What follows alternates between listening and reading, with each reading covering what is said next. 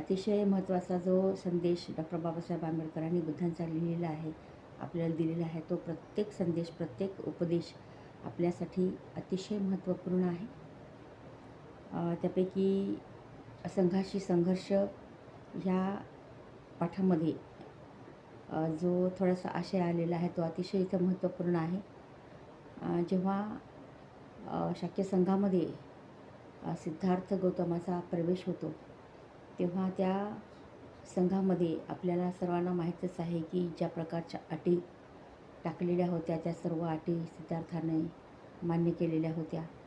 आणि शाक्य कुलीयांमध्ये जेव्हा संघर्ष होणार होता तो टाळण्यासाठी सिद्धार्थाने युद्धामध्ये नकार दिला होता.